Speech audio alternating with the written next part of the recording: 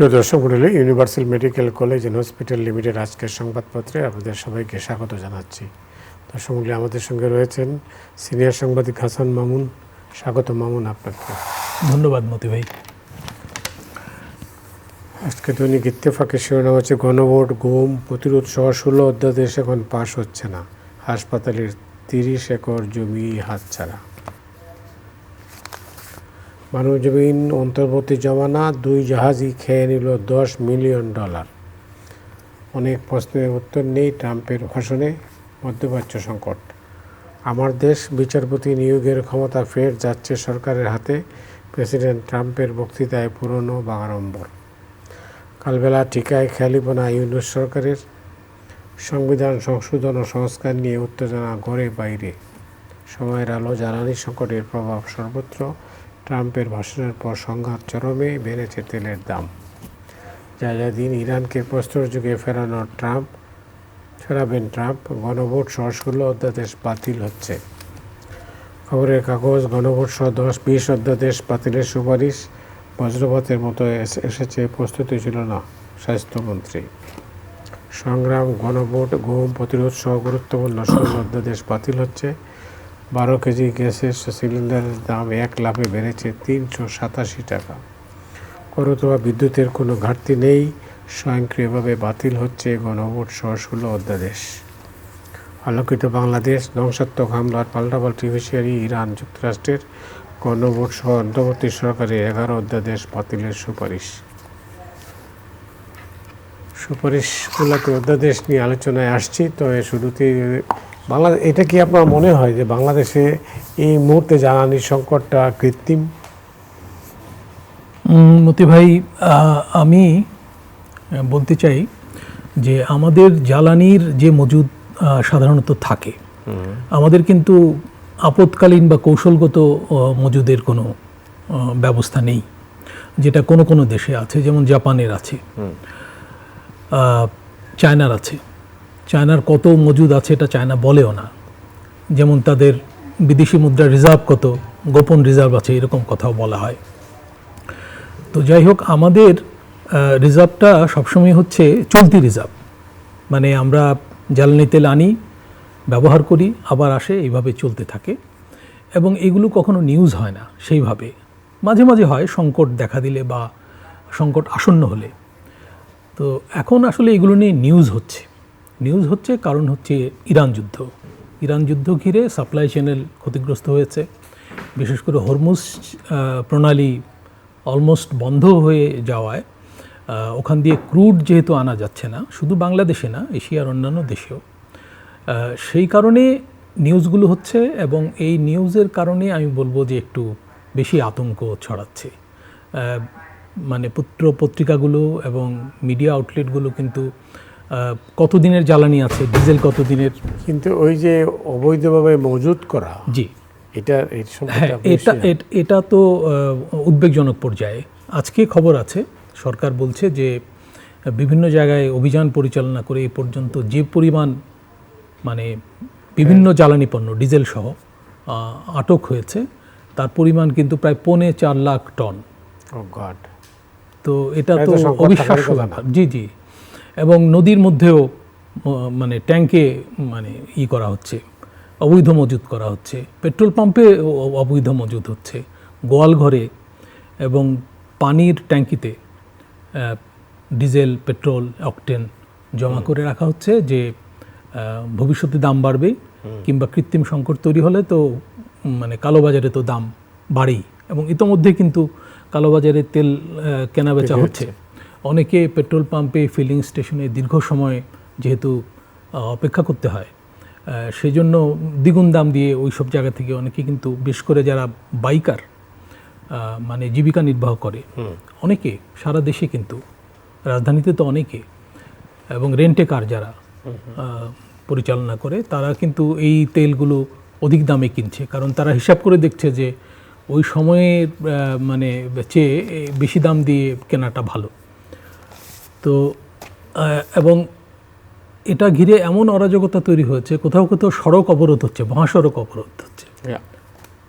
তো এটা এখন মন্ত্রী মহোদয় আজকেও এর পিছনে কোনো রাজনীতি আছে? আমি জানি না, কোনো ইনভেস্টিগেটিভ রিপোর্ট হতে পারে। আমার মনে হয় যে আপনি করাতে পারেন, আমার মনে হয় মানে ইনভেস্টিগেটিভ রিপোর্ট হতে পারে, কারণ এটা তো উদ্বেগজনক।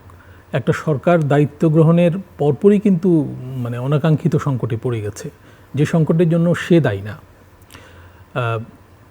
কয়েকটা সংকট মতি ভাই দেখেন, মানে রমজানের আগ মুহূর্তে দায়িত্ব গ্রহণ করতে হয়েছে, মানে রমজানের পণ্য বাজার এক ধরনের নিয়ন্ত্রণ করতে হয়েছে। ভালো যে অন্তর্বর্তী সরকার এই লক্ষ্যে কিছু পদক্ষেপ নিয়ে রেখেছিল, সেজন্য সহজ হয়েছে কাজটা। এর পরপরই ইরান যুদ্ধ ঘিরে এই জ্বালানি সংকট হঠাৎ করে। তারপর হলো হাম নিয়ে একটা পরিস্থিতি যাচ্ছে, এই খবরও কিন্তু আজকে মানে ফ্রন্ট পেজে এবং ভাজের উপরে মানে বজ্রপাতের মতো হঠাৎ বজ্রপাতের মতো এসছে। এবং এইটার দায়ও কিন্তু এই সরকারের না, এটা কিছুটা দায় অন্তর্বর্তী সরকারের। অন্তর্বর্তী সরকারের সময় এই কাজে যথেষ্ট সমন্বয়হীনতা হয়েছিল, এইসব রিপোর্ট আসছে। টিকা কেনার ক্ষেত্রে ঘাটতি ছিল, তারপরে টিকাদান যারা করে, এমনকি টিকা যারা স্থানীয় পর্যায়ে পৌঁছে দেয়, তারা ধর্মঘটে ছিল, তাদের বেতন ভাতা নিয়ে অভিযোগ ছিল, এবং এগুলো সরকার যে কারণেই হোক অ্যাড্রেস করতে পারেনি বা করেনি। আর তখন যিনি স্বাস্থ্য উপদেষ্টা ছিলেন, তাকে নিয়ে কিন্তু তখনই সমালোচনা হতো, আমরা দেখেছি, এবং বলা হতো যে তার কোনো এক্সপার্টাইজ না থাকা সত্ত্বেও তাকে কেন এখানে দেয়া হয়েছে। উনি গ্রামীণ ব্যাংকের সঙ্গে যুক্ত, ডক্টর ইউনূসের বিশেষ আস্থাভাজন, সেই জন্য এইরকম একটা কৌশলগতভাবে গুরুত্বপূর্ণ মন্ত্রণালয়, স্বাস্থ্য মন্ত্রণালয়, সেখানে তাকে রেখে দেওয়া। এবং উনি অসুস্থ, উনি ক্যান্সারে আক্রান্ত, বাইরে চিকিৎসা নিতেন উনি। তো উনি আসলে, এবং একজন সহকারীও ছিলেন তার, তারপরও মানে এই সমন্বয়হীনতা হয়েছে। এবং হামের টিকা দ্বিতীয় ডোজ না দেওয়া, বিশেষ মানে ক্যাম্পেইন না চালানো, এইসব কারণে এমন সংকট দেখা দিয়েছে যে 50-এর মতো শিশু, ঢাকা শহরে একটা হসপিটালে 21 জন শিশু মৃত্যু হয়েছে, করুণ মৃত্যু। শিশুদের মৃত্যু কিন্তু ভয়াবহ এক একটা পরিবারের জন্য। এবং দেখা যাচ্ছে যে নতুন প্যাটার্ন দেখা যাচ্ছে, যে সাধারণত 9 মাস এবং 15 মাসে টিকা দেওয়া হয়, এখন দেখা যাচ্ছে যে 9 মাসের চেয়ে কম বয়সী শিশুদের হাম হচ্ছে। আর আমি একটা রিপোর্টে দেখলাম যে এই অঞ্চলে, এমনকি ভারত পাকিস্তানেও একই প্যাটার্নের হাম হচ্ছে, এবং তাদেরকেও এই পরিস্থিতি মোকাবেলা করতে হচ্ছে। সেই জন্য মনে করা হয় যে এই বিষয়ে যথেষ্ট গবেষণা হওয়া প্রয়োজন। তো যাই হোক, আমরা বলছিলাম জ্বালানি তেল নিয়ে আমার মনে হয় যে একটা প্যানিক বাইং তো হচ্ছে, কোনো সন্দেহ নাই। মন্ত্রী যেটা বলছেন এবং সচিব যেটা বলছেন, প্যানিক বাইং হওয়াটাই স্বাভাবিক। কারণটা হচ্ছে যে মানুষ তো এখন সব খবর জানে, মানুষ এখন সেলফোনে কিন্তু সারা দুনিয়ার খবর জানে, এবং আন্তর্জাতিক মিডিয়ার খবরগুলো অনুদিত হয়ে আমরা তো করছি, এগুলো আমরা প্রতিযোগিতা করে অনুবাদ করে দিচ্ছি, মতামত ইত্যাদি। তো ফলে সবাই সব জানে, এবং মানুষ কিন্তু এইসব জেনে আতঙ্কিত হচ্ছে। যে একবার শুনছে যে হরমুজ দিয়ে ক্রুড আসছে, আরেকবার শুনছে যে না, এই খবরটা ঠিক না, আবার শোনা যাচ্ছে যে সৌদি আরবিয়া থেকে আসবে, লোহিত সাগর হয়ে আসবে, সেখানে আবার হুতিরা তৎপর হয়ে উঠেছে।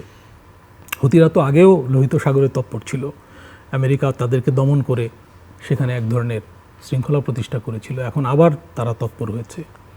এবং ট্রাম্প সাহেব তো দুদিন পর পর এক এক রকম কথা বলছেন। এই সর্বশেষ যে জাতির উদ্দেশ্যে বক্তৃতা করলেন, এটা কি?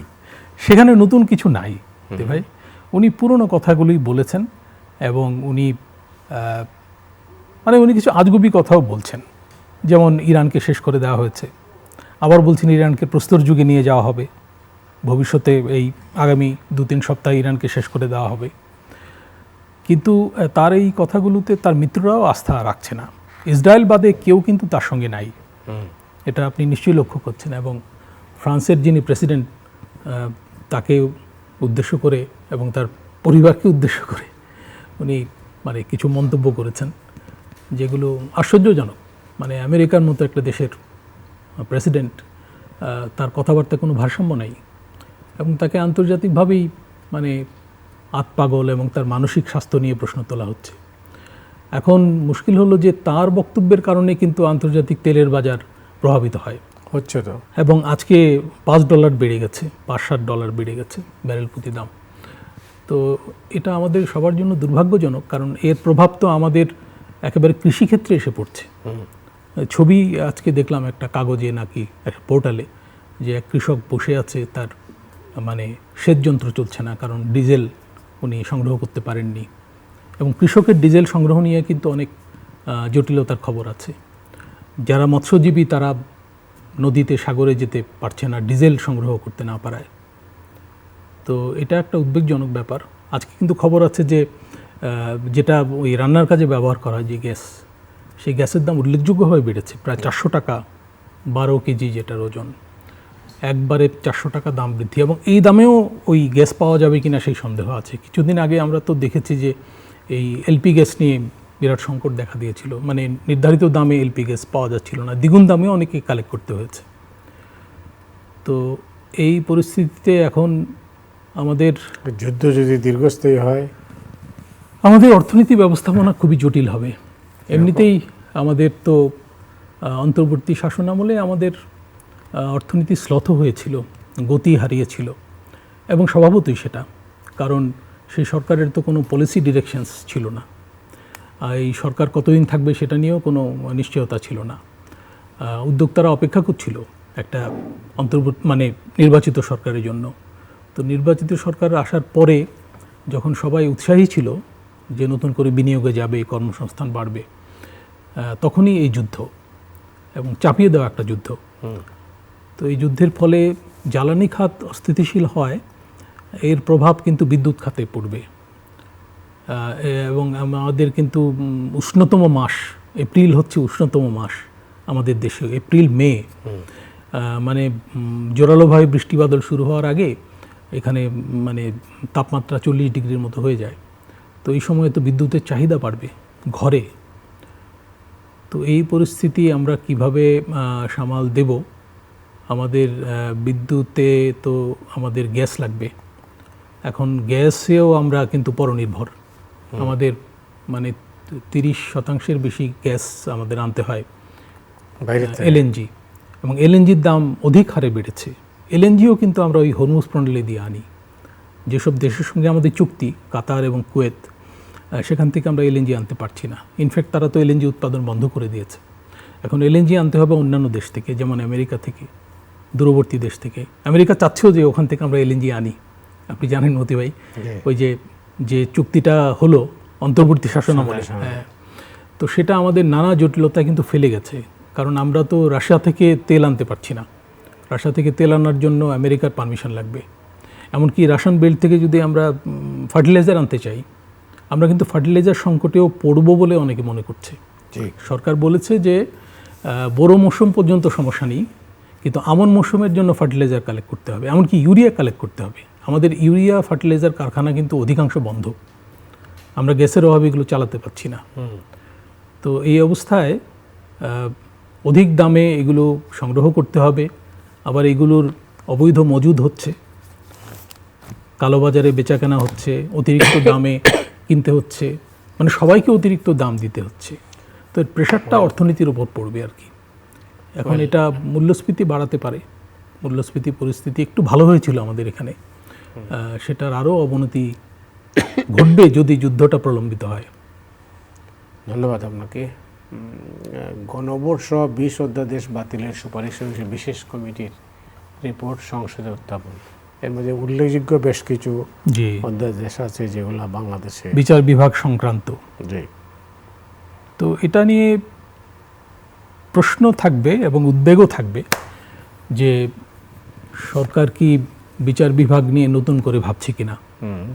অন্তর্বর্তী শাসনামলে 133টা অধ্যাদেশ জারি হয়েছিল। এগুলো সংসদ বসার প্রথম দিনেই উত্থাপন করা হয়। তো এগুলো যাচাই বাছাই করার জন্য একটা বিশেষ কমিটি গঠিত হয়, 13 সদস্য বিশিষ্ট, আমি যদি ভুল না করি, 3 জন বিরোধী দলীয় এমপি আর 10 জন সরকার দলীয়। তো তারা 3 দফা বোধহয় বৈঠক করেছেন। বৈঠক করে তারা এই সিদ্ধান্তে উপনীত হয়েছেন। তারা মানে মূলত সরকারি দল, কারণ বিরোধী দল তো অনেক ক্ষেত্রে একমত না, তাদের নোট অফ ডিসেন্ট আছে। তো এখন সরকারি দল যেমন করে চাইবে সেরকমই হবে, কারণ তাদের তো 2/3 মেজরিটি আছে, সিম্পল মেজরিটি না, 2/3 মেজরিটি, তারা they can do and undo anything. তো এখন সরকারি দলের সদিচ্ছার উপরে নির্ভর করছে যে 133টার মধ্যে কয়টা থাকবে, কয়টা বাতিল হবে। দেখা যাচ্ছে 98টা হুবহু টিকে থাকছে, বাকিগুলো কিন্তু বাতিল হবে, রহিত হবে বা পরে তোলা হবে, সংশোধন করা হবে, এইসব। তো তার মধ্যে গণভোট অধ্যাদেশ আছে। তো এই ব্যাপারে তো বিএনপির অবস্থান আমরা জানি, পার্লামেন্টে নিয়ে আলোচনা হয়েছে। বিএনপি ইনফ্যাক্ট গণভোটের মাধ্যমে যে প্রক্রিয়াটা চলেছে অন্তর্বর্তী শাসনামলের শেষ দিকে, মানে জাতীয় নির্বাচনের সঙ্গে, বিএনপি কিন্তু খোলাখুলিভাবে এই প্রক্রিয়াটার বিরুদ্ধে অবস্থান নিয়েছে। তারা বলছে যে প্রয়োজনীয় সংশোধনী সংবিধানে আনা যেতে পারে, কিন্তু নতুন প্রক্রিয়ায়, গতানুগতিকভাবে যেভাবে হয় সেটা। আর আপনি যেটা বললেন, এটা নিয়ে উদ্বেগ কিন্তু থাকবে মানুষের, যে বিচার বিভাগ নিয়ে সরকার কি করতে চায়। এই প্রশ্ন সরকারের উদ্দেশ্যে, মানে শুধু পার্লামেন্টের না, পার্লামেন্টের বাইরে থেকে উঠবে। কারণ এই অধ্যাদেশগুলো মোটামুটি প্রশংসিত হয়েছিল, যে সুপ্রিম কোর্টের কর্তৃত্ব, নিম্ন আদালতের ওপর বিচারক নিয়োগ, তারপরে সুপ্রিম কোর্টের নিজস্ব সচিবালয়, এগুলো নিয়ে তখন তো বিএনপি কিছু বলেনি, আমাদের যদ্দূর মনে পড়ে। এমন না যে তারা তখন আপত্তি জানিয়েছিল। তো এখন কি হলো যে এগুলো যাচাই বাছাই করতে হবে, পরে উত্থাপন করা হবে ইত্যাদি। তো এগুলো বিএনপির জন্য আমার মনে হয় যে, যদিও সরকারের শুরুর দিকে এই সমস্ত অধ্যাদেশ কি স্বাভাবিক মৃত্যুর দিকে যাচ্ছে মনে হয়, আচ্ছা মনে হয়। এখন এগুলো সম্ভবত তারা নতুন করে চিন্তা করবেন।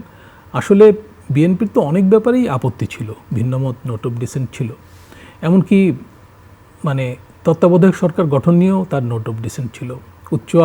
উচ্চ কক্ষ সংসদের, সেটা কিভাবে গঠিত হবে সেই ব্যাপারে নোট অফ ডিসেন্ট ছিল। তাই সেটা তো হচ্ছে না, সেটা তো মনে হয় হচ্ছে না। এখন বিএনপি বলছে যে তাদের নির্বাচনী ইশতেহারে যা যা ছিল, তাইলে অন্তর্বর্তী সরকারের কাজটা কি এরা মানে ফর নাথিং কাজটা, মানে কোনো গুরুত্বহীন হয়ে গেল, এটা ইউজলেস এক্সারসাইজ হয়ে গেল আর কি। এটা কিন্তু তখন বলা হচ্ছিল মতি ভাই, যে অন্তর্বর্তী সরকার যাই করে যাক, 8 মাস ধরে এগুলো, জি জি জি 8 মাস ধরে এগুলো করা হয়েছে, এবং একটা ঝুঁকি নিয়ে যে ভবিষ্যতে সংসদে কি হয় আমরা জানি না। সংসদ তো সার্বভৌম, অবশ্যই। এখন সংসদকে তো বাধ্য করা যায় না আগে থেকে। এই কথাগুলো কিন্তু বিএনপিও বলেছিল আগে থেকে। বিএনপি নতুন কিছু বলছে না, এটা তো সরকার আমলে নেয় না, সরকার আমলে নেয় নাই। সরকার সংস্কার কমিশনের প্রস্তাবগুলো নিয়ে দীর্ঘ সময় আলোচনা করেছে, এবং এতে নির্বাচন প্রলম্বিত হয়েছে। সরকার অবশ্য আশা করেছিল যে অন্য দল ক্ষমতায় আসতে পারে, হয়তো এরকম নানা রকম শোনা যায়, আমরা তো এগুলো মানে জানি না, সুনিশ্চিতভাবে বলা যায় না। নানান কথা তখনও হয়েছিল, এখনও অনেক কথা শোনা যাচ্ছে। তবে বাস্তবতা ছিল এই যে, মানে নিরপেক্ষ নির্বাচন হলে বিএনপি ক্ষমতায় আসবে। এইখানে আমরা অনেকবার আলোচনা করেছি যে এটা হচ্ছে বাস্তবতা। অনলাইনে যতই হাইপ তোলা হোক, অফলাইনে মানে বাস্তবতা ছিল ভিন্ন। এবং আমরা লক্ষ্য করেছি যে নির্বাচনে আওয়ামী লীগ অংশগ্রহণ না করলেও, আওয়ামী লীগ সমর্থক যারা, তারা কিন্তু ভোটাধিকার প্রয়োগ করেছে, তাদের একটা বড় অংশ, এবং তাদের একটা বড় অংশ বিএনপিকে ভোট দিয়েছে। ট্রেডিশনালি আগে আওয়ামী লীগ যেসব এলাকায় জিততো, সেসব এলাকা মোটামুটি কিন্তু বিএনপির দখলে চলে গেছে। এটা একটা প্রমাণ যে তারা বিএনপিকেই পছন্দ করেছে, অপেক্ষাকৃত মানে তাদের সুবিধাজনক দল হিসেবে। তো এখন পার্লামেন্টে এই এক্সপিরিয়েন্সগুলো আমাদের হচ্ছে। এটা কি রাজপথে গড়াবে বলে মনে হয়? দ্রুত রাজপথে যাওয়া, রাজপথ উত্তপ্ত করা, এটা খুব কঠিন মনে হচ্ছে। এখন কিন্তু মানুষ সংসদে কি হচ্ছে না হচ্ছে সেটা নিয়ে খুব চিন্তিত না।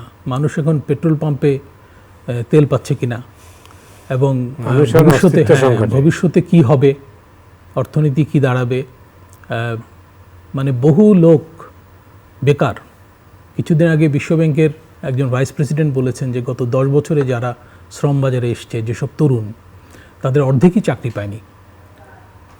এবং আমরা তো দেখছি যে মধ্যপ্রাচ্যের যেসব দেশে আমরা যেতাম কাজকর্ম করতে, গালফ দেশগুলোতে, 6টা দেশে, সেখানে সংকট ঘনীভূত হয়েছে তীব্রভাবে। এবং সেখানে যদি পরিস্থিতির আরও অবনতি ঘটে, তাহলে কিন্তু মানে অনেক আমাদের শ্রমিক বেকার হয়ে জি যাবে। অনেক শ্রমিক বেকার, অনেকে ফিরে আসবে, যাওয়া তো দূরের কথা।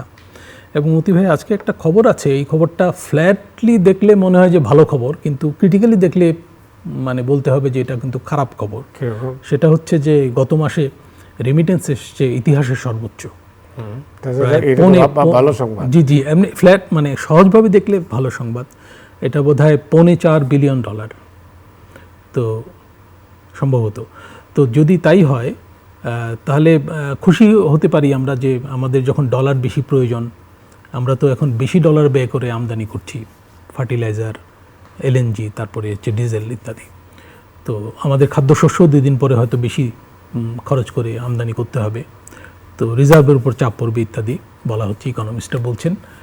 তো এই অবস্থায় বেশি ডলার এলে তো ভালো, কিন্তু এটা একটা খারাপ ইঙ্গিতও হতে পারে যে মানে ওখানে যারা কাজকর্ম করছেন আমাদের শ্রমিক ভাইরা, তারা হয়তো চলে আসার প্রস্তুতি নিচ্ছেন এবং সেই কারণে জমানো টাকা পয়সা তারা মানে রেমিটেন্স আকারে পাঠিয়ে দিচ্ছেন, সেই রকম হতে পারে। সেটা যদি হয় তাহলে কিন্তু উদ্বেগজনক। আর আরেকটা কম্পোনেন্ট আছে, সেটা হলো যে ডলার এখন বেশি দামে বিক্রি হচ্ছে দেশে, ডলারের দাম বেড়েছে, তো সেই কারণেও আকর্ষণীয় হয়েছে, পাঠানো হচ্ছে। আর ঈদের কারণেও তো ডলার বেশি এসেছিল, কিন্তু ওইটা যদি ঘটে যে জমানো টাকা মানুষ বিপুল ভয়ে ফেরত পাঠাচ্ছে, তাহলে বুঝতে হবে তারা অনেকে চলে আসার প্রস্তুতি নিচ্ছে। তো এটা আবার উদ্বেগজনক আমাদের জন্য। তারা যদি ফিরে আসে এটা তো একটা বার্ডেন হবে ফ্যামিলিগুলোর উপর এবং দেশের উপর। এদের তো ফিরিয়ে আনতে হবে, অনেক ঝামেলা, অনেক কিছু। জি, আমরা তো মানে ইরাক যুদ্ধের সময় দেখেছিলাম, একটা এক্সপিরিয়েন্স হয়েছিল।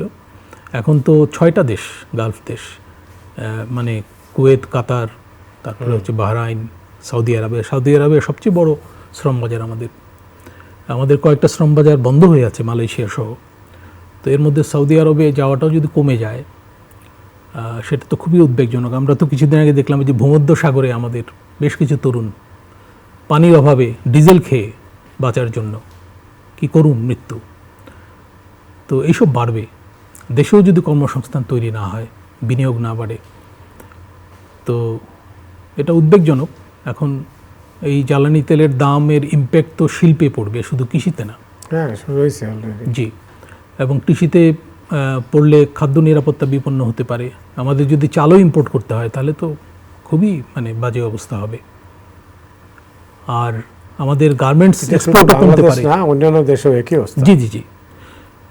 এবং এই পরিস্থিতিতে যদি সবখানে মানে রাইস প্রডিউসিং যেসব কান্ট্রি, সেগুলোতে যদি উৎপাদন কমে যায়, তাহলে তো আমরা ইম্পোর্টও করতে পারবো না, তখন খাদ্য সংকট দেখা দেবে। আমাদেরকে গমের উপর নির্ভরশীল হতে হবে এবং সেই আমেরিকা থেকে গম আনতে হবে, আমাদের ভুট্টা আনতে হবে বেশি করে। তো এর মধ্যে পণ্য বাজারে কিন্তু প্রভাব পড়তে শুরু করেছে। আপনি জানেন যে মুরগির দাম অনেক বেড়ে গেছে, প্রায় 100 টাকা 80 টাকা, মানে সোনালী মুরগি, ব্রয়লার মুরগির দাম বেড়ে গেছে। তো এটা তো হবে, কারণ হচ্ছে পরিবহন ব্যয় তো বাড়ছে। তো পরিবহন ব্যয় তো জাহাজেরও বাড়ছে, জাহাজে প্রিমিয়াম বাড়ছে। মানে একদিকে জ্বালানি তেলের দাম বৃদ্ধি, আরেকদিকে হচ্ছে পরিবহন ব্যয় বৃদ্ধি। তো এগুলো মানে টোটাল প্রেশার পড়বে সাধারণ মানুষের উপর, যাদের আয় কম, যারা মানে অন্যের উপর নির্ভরশীল, তাদের অবস্থা খুবই খারাপ হবে যদি যুদ্ধটা প্রলম্বিত হয়। আর যুদ্ধ যদি মতি ভাই থেমেও যায়, তারপরও এর যে প্রেশার, এটা কিন্তু 2-3 মাস কমপক্ষে থাকবে। অনেক ধন্যবাদ আপনাকে। দর্শক, রাতের মতো এখানে বিদায় নিচ্ছি। আগামীকাল আবার দেখা হবে। শুভরাত্রি।